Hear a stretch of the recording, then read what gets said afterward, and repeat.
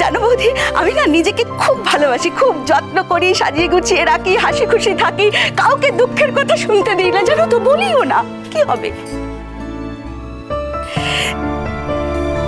এই যে তোমাদের মতো মানুষদের পেয়েছি যারা আমাদের দোষগুলোকে সব ক্ষমা করে দিয়ে দু হাত পেতে বুকে টেনে নিয়েছে। এটাই আমার জীবনে কম কি পাওয়ার বলো। আমরা আনন্দ করে বাঁচবো, খুব আনন্দ করে বাঁচবো, আমরা দুঃখ আক্ষেপ কিচ্ছু করবো না। বৌদি, আমরা নিজেদেরকে ভালোবেসে বাঁচবো, ভালোবেসে বাঁচবো বৌদি। শোনো কাকিমা, তুমি তো তোমার ছেলেদেরকে অনেক কষ্ট করে লেখাপড়া শিখিয়েছো বলো। তারা এখন মস্ত বড় সব মানুষ হয়েছে, বড় বড় গাড়িতে চড়ে, বড় বড় জায়গায় চাকরি করে, ইংরেজিতে কথা বলে। আমাদের তো এসব কিছু নেই বলো, আমরা এসব কিছু পারি না। হ্যাঁ, আমাদের এসব কিছু নেই।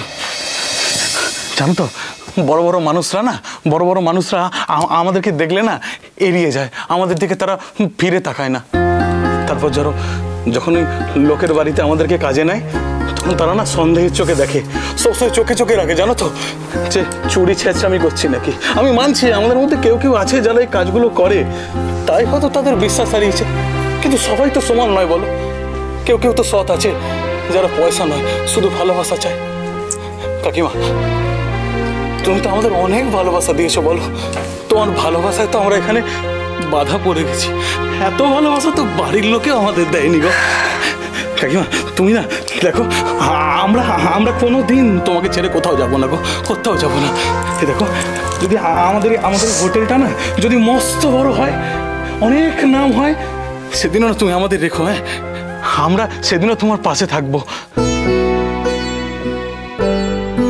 কিন্তু যদি কাকিমা কোনোদিন ধরো মস্ত হলো না হোটেলটা, যদি তোমার কথাই সত্যি হলো, সব ধ্বংস হয়ে গেল, ঈশ্বর করুন যেন না হয়, যদি আমাদের গাছতলায় থাকতে হয়, যদি আমাদেরকে রাস্তায় নামতে হয়, দেখো কাকিমা, আমরা সবাই মিলে না ত্রিপল টাঙিয়ে একসাথে থাকবো, একসাথে বাঁচবো, একসাথে লড়াই করবো। হ্যাঁ, একসাথে লড়াই করবো। তুমি মন খারাপ করো না কাকিমা, একদম তুমি মন খারাপ করো না। হ্যাঁ, দেখো, তোমার ছেলেরা না একদিন ঠিক তুমি বুঝতে পারবে। মা যদি ওই জমির মালিকের সঙ্গে কোনো কথাবার্তা বলে কিছু একটা ম্যানেজ করতে পারে, টাকা পয়সা দিয়ে যদি কোনো সমঝোতা করে নিতে পারে, মার যদি সেই সামর্থ্য থাকে তো করবে। আমরা তো মাকে কি ওই দোকানটা করতে বলিনি। হ্যাঁ, ঠিকই বলছে ও, এটাই বলা উচিত। হ্যাঁ বুদ্ধদা, তুমি এর মধ্যে ঢুকো না। আরে ঢুকেছিলাম কোথায়, উনি এসে রিকোয়েস্ট করেছিলেন তাই একটু কথা বলে দিয়েছিলাম। হ্যাঁ, ভদ্রলোক এখানে থাকেন না, জায়গাটা খালি পড়ে আছে, অস্থায়ী একটা স্ট্রাকচার হবে, যে কোনো দিন তুলে নিয়ে চলে যাবে, সেই হিসাবে বলা।